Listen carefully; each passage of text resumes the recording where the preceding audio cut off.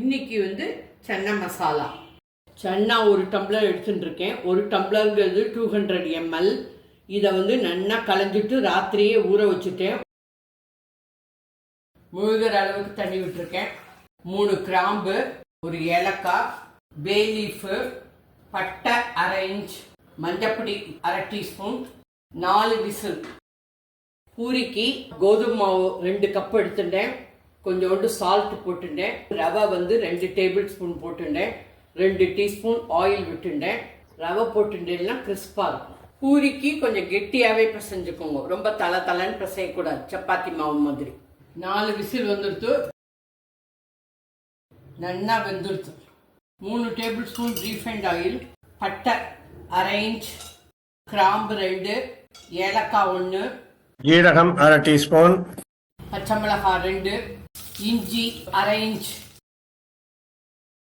அப்படியே பச்சையா வெங்காயத்தை அரைச்சி வச்சுருக்கேன். 1.5 வெங்காயம், 2 டொமேட்டோவை பச்சையா அப்படியே அரைச்சி வச்சுருக்கேன்.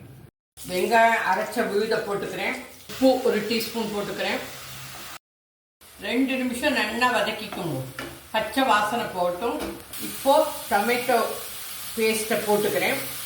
நல்லா அதுவும் ஒரு 2 நிமிஷம் பச்சை வாசனை போட்டோம். மஞ்சப்பொடி, சில்லி பவுடர், மிளகு ஜீரக பவுடர், தனியா பவுடர். லிட்டை போட்டு ஒரு 3 நிமிஷம் மூடி வைக்கிறேன், பச்சை வாசனை போட்டு. கொஞ்சம் சன்னாவை எடுத்து கையால் அப்படி மேஷ் பண்ணிக்கோங்க.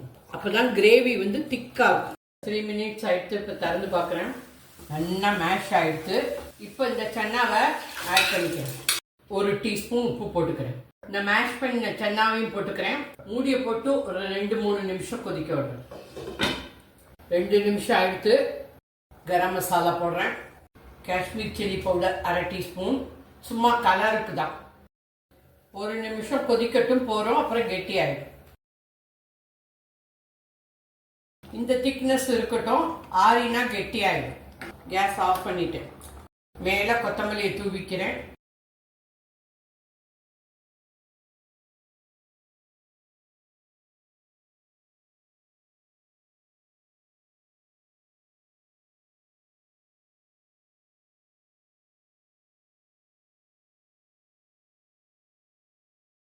ரவை பொண்டல்னா ஒப்பினது அப்படியே ரொம்ப நேரத்துக்கு இருக்கும், அமுங்கி போகாது.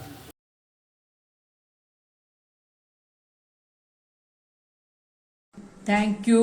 Bye. Jai Hind.